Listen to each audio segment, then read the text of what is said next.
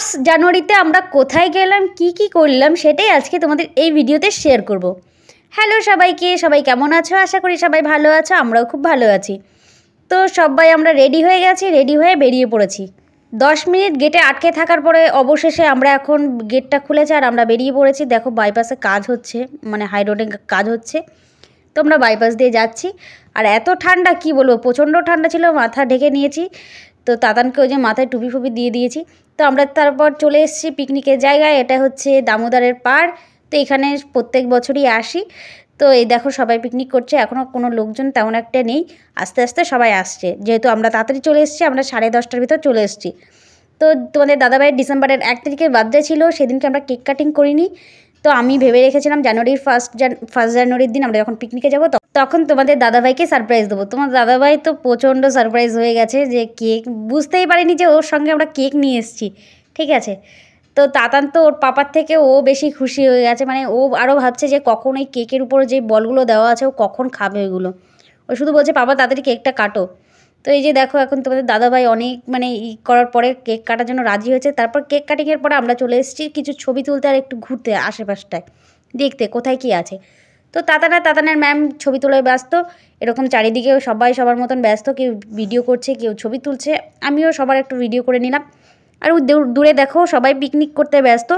আমরা খাওয়া দাওয়ার পরে ওইখানটায় যাব। চারিদিকে লোক, মানে যেদিকে তাকাবে সেদিকেই লোক। এদিকে তেমন একটা কেউ নেই আমাদের চেনা পরিচিত, দূরে সবাই আছে। এখন আমরা খাচ্ছি, তোমাদের দাদাভাই প্লেন ভাত খাচ্ছে আর চিকেন কষা দিয়ে, আর আমরা এই যে রাইস খাচ্ছি আর চিকেন কষা দিয়ে। তো দারুণ ব্যাপার, মানে জমে গেছিলো। এবার খাওয়া দাওয়ার পরে আমরা যাব ঘুরতে। তো আমাদের খাওয়া দাওয়া হয়ে গেছে, আমরা প্রচণ্ড খাওয়া হয়েছে, মানে বেশি খাওয়া হয়ে গেছে, আমরা এখন রেস্ট নিচ্ছি। আর এত গরম লাগছিল না কি বলবো, আর একদম ফাঁকা জায়গায় বসছি, প্রচণ্ড রোদ আর প্রচণ্ড গরম লাগছিল। তারপর আমরা চলে এসেছি যেখানে বললাম যে আমরা খাওয়া দাওয়ার পরে আর যাবো, সেখানে এই যে যাচ্ছি। এইখানটায় তো প্রচণ্ড বালি, প্রচুর বালি আর কি বলবো। এখন আমরা যাব বাঁশের ব্রিজের উপর দিয়ে ওপারে যাব।